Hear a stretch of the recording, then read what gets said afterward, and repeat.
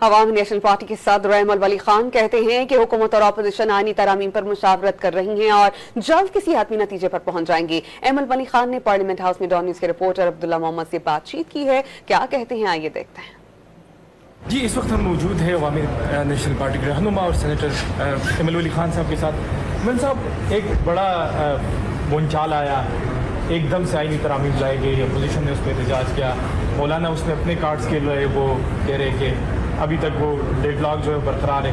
آپ کی طرف سے کیا تجاویز ہے؟ حکومت کیا لانا چاہتی ہے؟ ابھی تک تو وہ کھل کر چیزیں سامنے نہیں آئی۔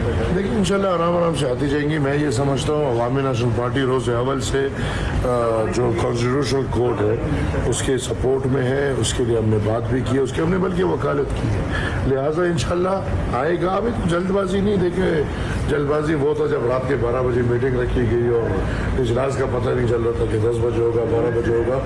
ہم بھی 24 گھنٹے ادھر تھے اور مجھے یاد ہے آپ بھی ادھر رات کے 10-11 بجے تک ادھر بیچارے سب کی ڈیوٹی لگی ہوئی تھی۔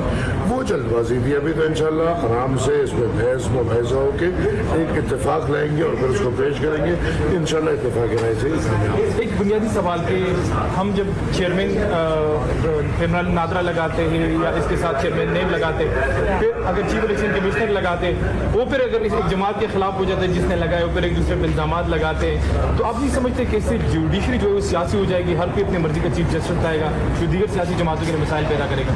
دیکھیے، جوڈیشری کا سیاسی ہونا نہ ہونا ایک منطق ہم دے سکتے ہیں۔ ہاں، یہ ہے کہ پارلیمنٹ کو باوقار ہونا چاہیے، یہ ہے کہ با اختیار کے ادارہ پارلیمنٹ ہونا چاہیے۔ آپ سمجھتے ہیں کہ مولانا فضل الرحمان جو ہے وہ راضی ہو جائیں گے، یا بارگیننگ کر رہے ہیں، یا وہ اپنا نام؟ بارگیننگ کی دیکھیں ہم کوئی کچھ نہیں کر رہے، لیکن یہ جو آپ جس چیز سے ڈر رہے ہیں انہیں چیزوں سے ہم بھی ڈر رہے تھے، بلکہ آج بھی ہمیں جو مسودے ملے تو میں نے ان کی اس کے بعد بولا کہ ان مسودوں کے باہر اگر کوئی قانون سازی لا رہے اور ہمیں نہیں دکھا رہا تو وہ بندیر دی اور اس کے ساتھ ہم کھڑے ہونے کو تیار نہیں ہے۔